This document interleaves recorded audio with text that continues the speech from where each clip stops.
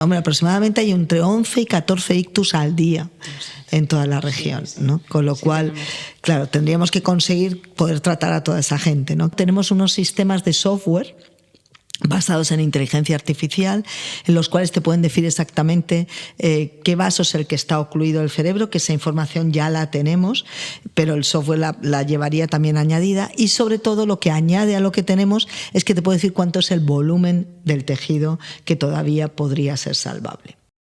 O sea que sí, que coincido contigo en eso. Pues referente a eso, referente a cómo recomendarías tú a estas nuevas generaciones que ahora mismo estudian las disciplinas sanitarias, medicina, enfermería, fisioterapia, que ellos ya son como más tecnológicos, ¿no? Y a los que no son tan nuevas, a los que ya llevan años trabajando pero quieren empezar a moverse en este mundo y no esperar a que llegue la tecnología a su centro de trabajo, sino dar el paso y decir, venga, yo quiero aprender, ¿no? O quiero saber cómo moverme en este tema. ¿Qué recomendación le darías de cara a trabajar con tecnología? Bueno, yo creo que hay un cambio ahí generacional muy importante. Yo creo que a mí me falta entender mejor. ¿Me entiendes? Entender mejor por qué esa imagen, por qué ese software va a conseguir que yo pueda ver el volumen. Es decir, no digo que saber todo el intríngulis que lleva detrás, ¿no? Pero entender mejor en qué consiste el Big Data, por qué esto funciona así.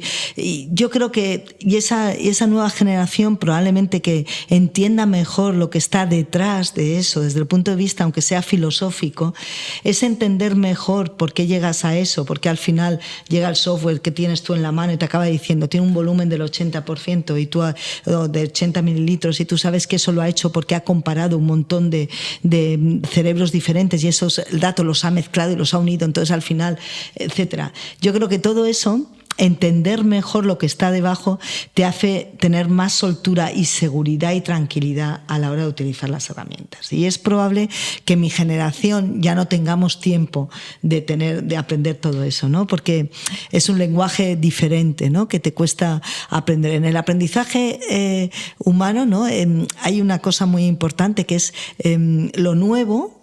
Muchas veces es difícil de entender. Yo ahora mismo me enfrento a una situación en la que tengo que hacer un montaje porque me voy a cooperación y entonces tengo que montar un sistema informático para comunicar a todos los ordenadores que llevamos y que estemos comunicados cuando estemos trabajando allí. Y entonces yo eso lo aprendí el año pasado porque me comuniqué con un chico y el chico pues me enseñó cómo tenía que hacerlo, colocar tal, hay que colocar una antena, tal. Bien, yo este año soy incapaz de volver a hacerlo. Y soy incapaz porque he manejado un lenguaje y unas técnicas a las que no estoy acostumbrada. Claro. ¿Me entendéis? Entonces, si a mí este chico me hubiera hablado de funcionamiento cerebral y me hubiera nombrado términos a los que yo estoy acostumbrado, este año me acordaría perfectamente de eso. Pero me he metido en un lenguaje en el que no es el mío, en el que no estoy acostumbrado a utilizarlo. Con lo cual, que eso se te quede fijado en la memoria es mucho más difícil. Pues a eso es a lo que me refiero, ¿no? Que si tú te acostumbras a esos términos, a ese lenguaje, a ese funcionamiento, a saber lo que hay filosóficamente detrás de eso, es mucho más fácil porque vas a estar más seguro con el manejo de esa y no tendrás que hacer ese reaprendizaje que tengo que hacer yo, que ahora tengo que volver a llamarlo ahora, para que luego volver a escribirlo en mi libreta, ¿no? Para saber, tengo que conectar esto con esto, porque es que no entiendo muy bien lo que estoy haciendo. Claro. Si yo tuviera unos conocimientos de base y entendiera bien lo que estoy haciendo conectando esos ordenadores, probablemente el aprendizaje de eso sería más fácil, ¿no? Claro. Eso es lo que yo creo que tiene importancia, ¿no? Esa es una demanda, además los tecnólogos lo saben, yo trabajo con muchos tecnólogos y siempre se lo decimos, eso es lo que nosotros llamamos la caja negra, es decir, yo sé que, como tú bien dices, hay un área del cerebro que sé que esto es rescatable, me lo está diciendo un ordenador, un software, pero no sé por qué. Y para eso es lo que hablan y de lo que nosotros hacemos tanta reivindicación, la inteligencia artificial explicativa. Es decir, quiero que me expliques no solamente el inicio y el fin, sino explícame lo que hay en medio. Sí. Porque si entendemos lo que hay en medio, vamos a ser mucho más proactivos, vamos a utilizarla más y con más seguridad, porque trabajamos con personas. Es verdad que somos un colectivo para ellos, nosotros somos muy complejos, porque somos muy cuadrados para todo, porque yo se lo digo muchas veces, digo, es que con una persona no te puedes equivocar o tienes que intentar tener el menor error, porque no es un coche, es una persona. Entonces, claro, para eso somos tan cuadriculados, tan todo con protocolos. Pero es verdad que siempre les digo, si entendiésemos esa caja negra, a lo mejor no al milímetro como un tecnólogo, pero sí por qué, trabajaríamos mucho mejor y más tranquilo. La verdad que esa idea que tú acabas de dar, hasta ahora, fíjate, así tan concreta, nadie me la había dado, pero es importante bueno, que es muy entendamos. Importante. O sea, si yo supiera por qué, cuando voy a recibir esas imágenes del software, por qué aparece ahí un 80, ¿sabes? Si yo supiera por qué, en qué se ha basado este software para decirme que hay un 80, hay 80 de volumen por salvar. ¿Qué es lo que ha mirado? ¿Cómo lo sabe? Si yo supiera eso, claro, al final trabajas porque dices, bueno, te fías porque te acostumbras y sabes, ¿no?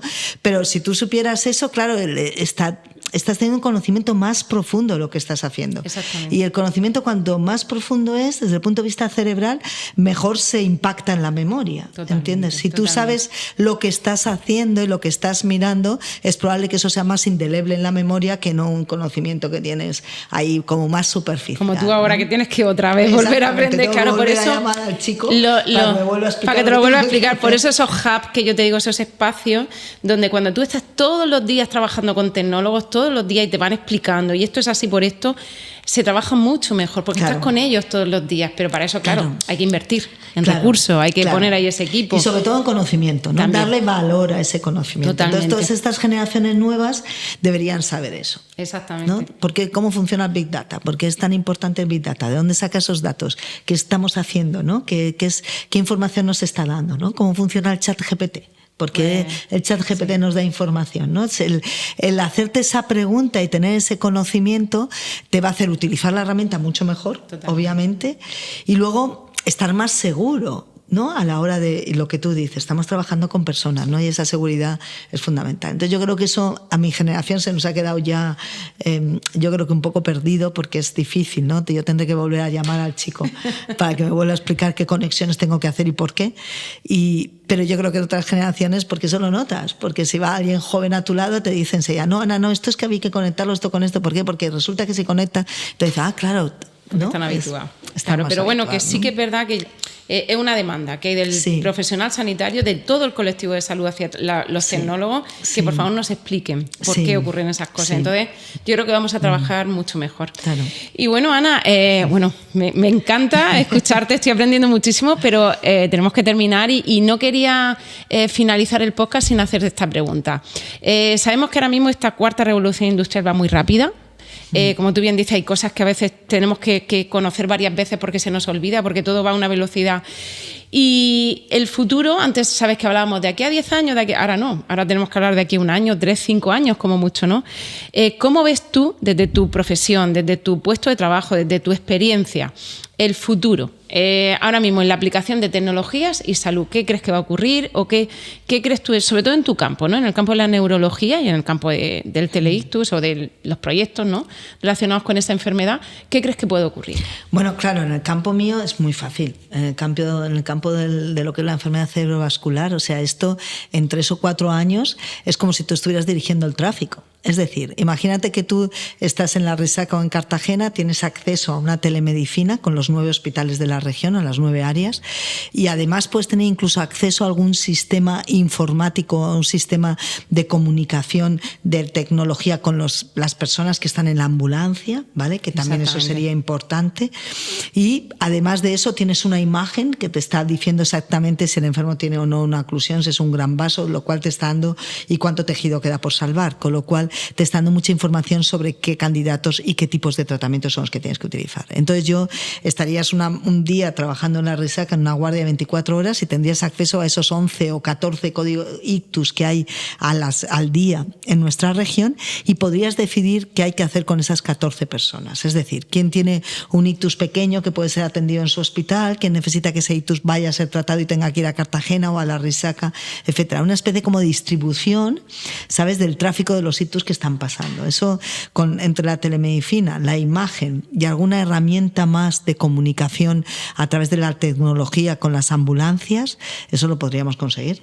Sí, hay Y eso ambulancias sería, inteligentes claro. ya, o sea que cuando llega la persona al hospital está ya diagnosticada. Claro, Entonces, eso lo podríamos conseguir. A nosotros el diagnóstico, como necesitamos el TAC, sería difícil. Luego tienes que validar, efectivamente. Pero es verdad que una comunicación con la ambulancia podría hacernos, con un sistema de tecnología, podría hacernos hablar del mismo lenguaje y luego tener una información sobre las escalas, porque utilizaríamos las mismas de manera a través de la tecnología, la tendríamos directa antes de que incluso el paciente llegara, ¿no?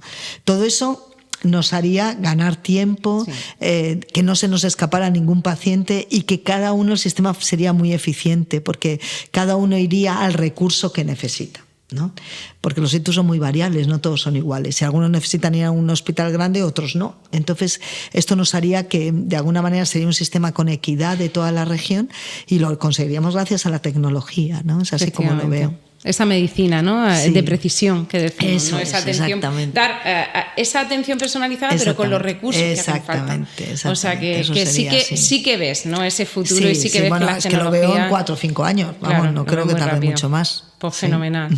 Pues Ana, ha sido un placer escucharte, agradecerte muchísimo que estés aquí hoy, que sé que tenías tiempos muy escasos para venir, pero has hecho un gran esfuerzo y quería darte las gracias.